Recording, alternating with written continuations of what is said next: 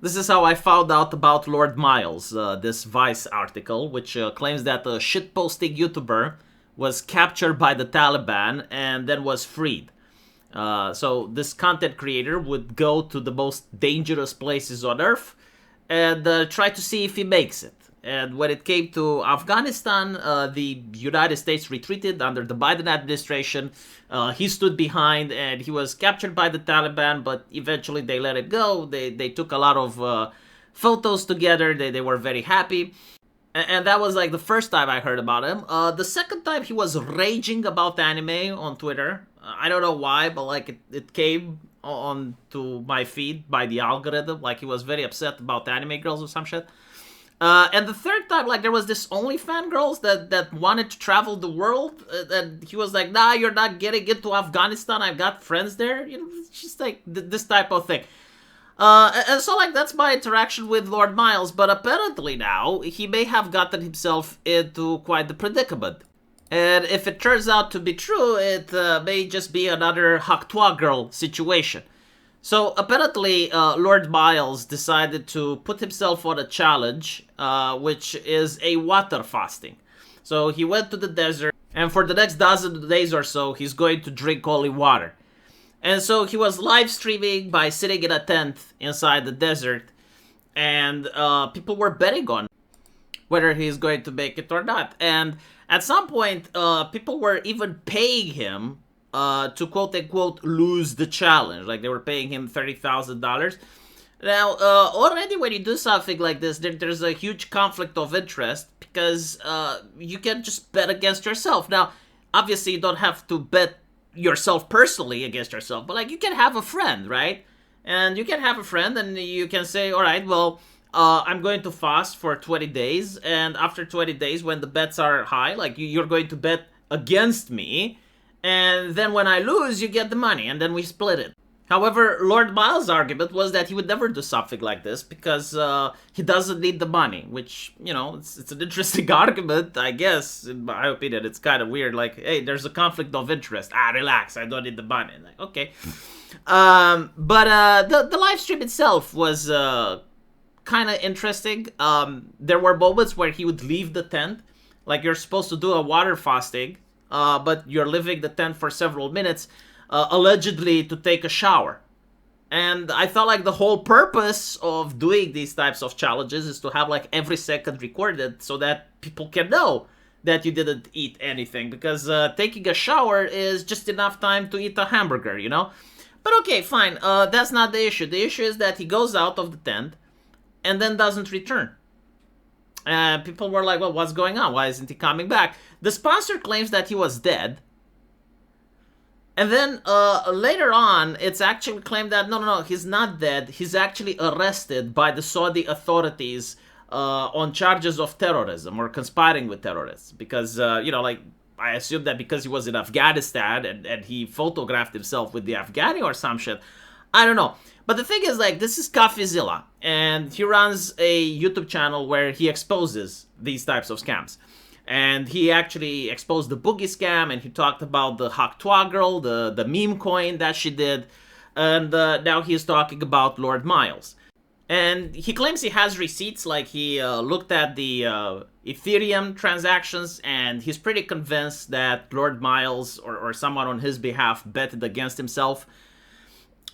And that the whole thing with him getting arrested is a sham. Now, what's interesting is that he tried to contact Lord Miles to get additional information. And the person that responded to him was Callum. Yes, like that Callum from the Lotus Eaters. Like, apparently he doesn't work there anymore. And he was talking on behalf of Lord Miles. And Callum said, it's like, no, he's genuinely arrested by the Saudis. Like, you can come here and you can see him. Which is very interesting. I mean, this should be easily fact-checked, shouldn't it? There must be one of my subscribers that is in Saudi Arabia, right? And if not from me, at least from CoffeeZilla. Like, the man has 1.16 million subscribers. Like, there's absolutely no reason for CoffeeZilla or anyone else to travel to Saudi Arabia when we most likely have subscribers there. And so, if anyone from Saudi can check, right? Like, I'm pretty sure there must be public records. Like, they didn't take it to a black site or something. or meet up with Caleb and see the evidence. That like this is not something that's difficult to check. Like he's not making an excuse that's unverifiable. Like in any nation on earth, if you're arrested by the police, then there's going to be some paperwork, right? Especially if you're a major streamer. Because this isn't just like some nobody that just popped up in Saudi Arabia and got abducted. He was a tourist and all of a sudden he was disappeared. No. Like this is a man that was in a lot of newspapers. Like he was in the mainstream media. His face is recognizable. He's got a huge following on Twitter. People know who he is. And so if he genuinely got detained by the Saudi Arabian police for any reason whatsoever, then surely there is a paper trail. And Callum himself, he doesn't actually need to bring someone over there. Like he can use a GoPro camera or something, right? Demand for some paperwork and just photograph it. Like this is not rocket science. It's not difficult to prove. Like if this was he was in Mexico and some cartel gangs abducted him, sure, okay, that's more difficult to prove until the man is released or doesn't come up at all. All right, fine. But no, you're saying that the Saudi police, the official Saudi government, is detaining this man. And the second thing is okay, the Saudi police is detaining him. Why isn't the embassy involved? You can actually go to the American embassy and file a complaint because one of their citizens, or sorry, not the American one, the British one, right? Lord Miles is British. Okay, go to the British embassy and point out that one of their citizens, a very famous one, in fact, whose name was on the papers and who a lot of people are aware of him and they're concerned about his safety, go to the embassy and then file the procedures there and you can get their paperwork, right? If the Saudi don't let you, let's say you're afraid that the Saudi would arrest you now because they're suspicious. Okay, fine, go to the British embassy. That's something that has to be done anyway. Surely any type of person that's from another country that gets arrested in a foreign nation would immediately, the first thing that they would do is to contact their embassy to ask for a translator and to ask for government pressure so that they're freed. And so if we're not seeing any of that, then I guess CoffeeZilla is right. And this may be a scam. But again, it's too early to tell. Maybe we will see, in a couple of days or so, maybe they're going to pop up and they're going to say, yeah, here's the British embassy. The thing is though, if he's actually detained in Saudi Arabia, this will make the papers.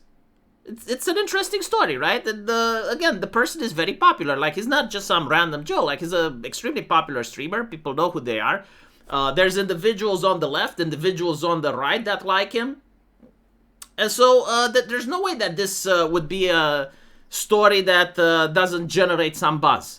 Unless, of course, there was a plan to just fake the whole thing and make some extra money. So I guess we'll see in the next couple of days. Let me know what you guys think. And as usual, I will see you in the comment section. Take care.